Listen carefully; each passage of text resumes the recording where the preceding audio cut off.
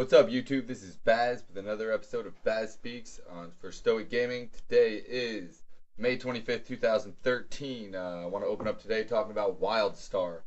I wasn't tracking this game very heavily. Elder Scrolls Online was kind of monopolizing my time. But slowly but surely, Wildstar is just growing on me like a fungus. I keep seeing more and more information about it. There's some good gameplay videos out explaining the path system and some other systems. And this game looks extremely enticing. It's kind of amazing to me, stuff like the path system, how they're trying to implement your style of play. They're paying more attention to the style they want you to play as opposed to they're paying more attention to the style that you want to play and the way people play MMOs instead of creating a certain play style and trying to force you into their mold. For example, they're going to have one of the paths is going to be exploration, and it'll literally reward you for going out and exploring and trying to get into crazy places. There's like time trials and jump puzzles and stuff like that. There's a soldier path which allows you to basically just go kill stuff and do soldiery type thing. They're paying attention to play styles, which is ultimately awesome. That's not crafting. There's still a whole nother crafting type thing, and they're housing. This game looks ridiculous. Like, check this game out. There'll be links in the show notes below.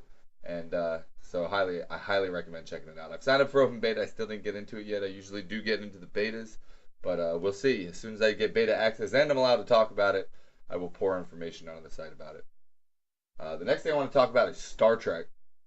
Another game I didn't play very heavily. I tried it when it came out. I thought it was kind of weak when it first came out. It's a game by Cryptic, if you're not tracking this. And it recently just had this huge update, which included the whole Romulan faction. I heard they fleshed out the Klingon faction. So it's free to play. It's on Steam. I installed it. I made a Romulan. I made a Reman, actually, which is a paid feature, but you can make a Romulan for free. I zipped through a little bit of the first couple questing. I got a ship and was flying through the freaking galaxy, and I was blowing stuff up, and I was going down, shooting stuff with blasters and phasers. I hopped on with one of my buddies from the stream. We were running around together. The game is awesome. I don't know if they've updated it graphically, but graphically the game looks good. So everything in this game is it's a really tight game. As many of you know, I've been playing Neverwinter. I believe Neverwinter is running on a very heavily modified version of the same engine. But I highly recommend you check this stuff out, since Cryptic and since Cryptic and Perfect World have kind of merged together and become Perfect Cryptic World, or whatever the hell they are. I don't know if it's a merger or if it was a takeover. I don't know what happened, but things have really been coming out of Perfect World and Cryptic that look really amazing. So I highly recommend you check out the new Star Trek expansion as well. Star Wars The Old Republic, I was just reading something on the line that said there's a lot of content coming out for Star Wars The Old Republic this summer. One of those content patches is a massive graphical update.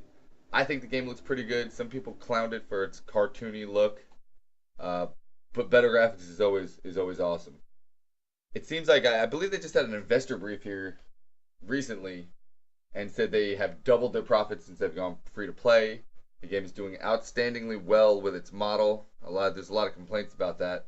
I had a lot of complaints about the free to play model they were using as well, until I found out that things you get out of their cash shop can be sold on the auction house.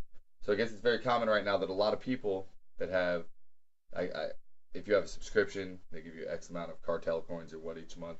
People are taking those cartel coins once they've gotten everything they've wanted, purchasing different things, upgrades and whatnot, and selling them on the auction house, so people that don't want to spend money can just basically farm credits and buy stuff off the auction house. So it seems like it's actually not a bad system.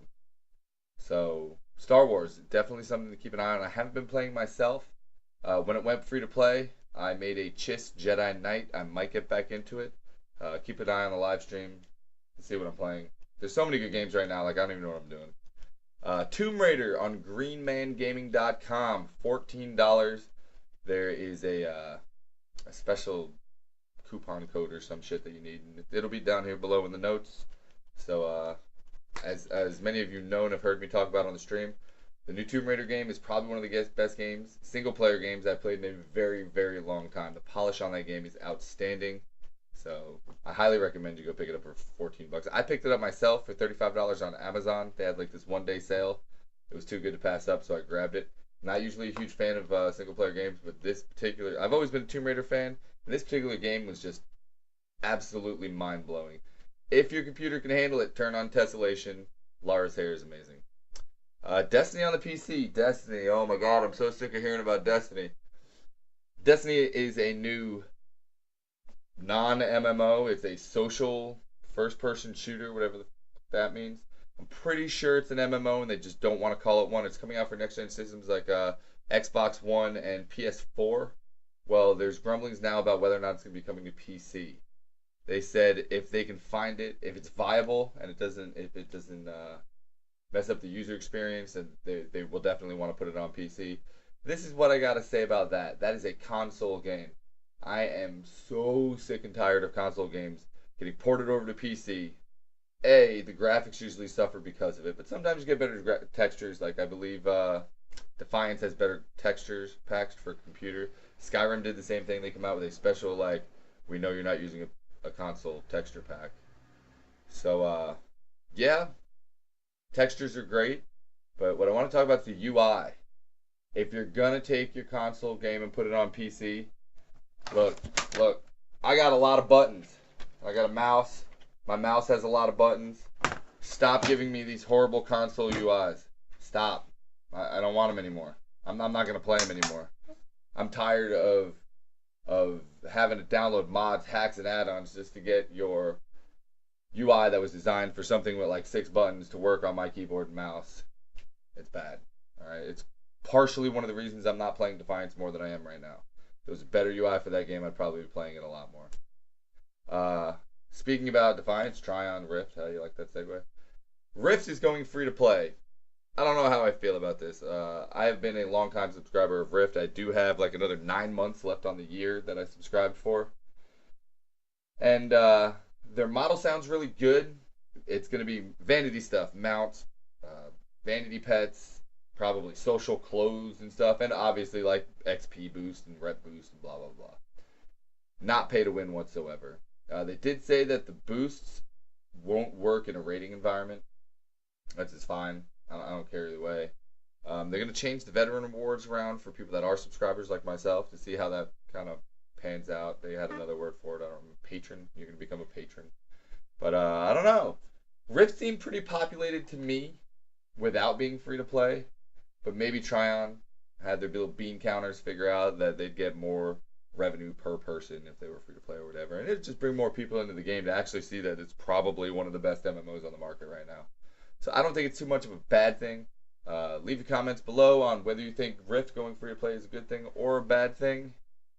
But regardless, if you've never played it before, June 12th the game goes free to play, and it's a perfect time to check it out. NVIDIA just launched its 780, which I'm calling the GTX Titan Lite. It basically is the first 700 series card, if you don't count the Titan, since the Titan was technically just called the GTX Titan. It's the first 700 series card. It's going for like $650, I think. Maybe a little more, that's ish. Maybe a little more, maybe a little less. But it's really enticing. I had debated getting 2 670s, but with a 680 out, or excuse me, with a 780 out, and it probably means 770s on the way, I might just hold off and get a 770 when it comes out, or maybe I'll grab a 780 and then down the road I'll grab another 780. I'm not sure. But yeah, so that's all we have for this week. I've been playing a lot of Neverwinter, a little bit of Star Trek, and that's probably about it so far.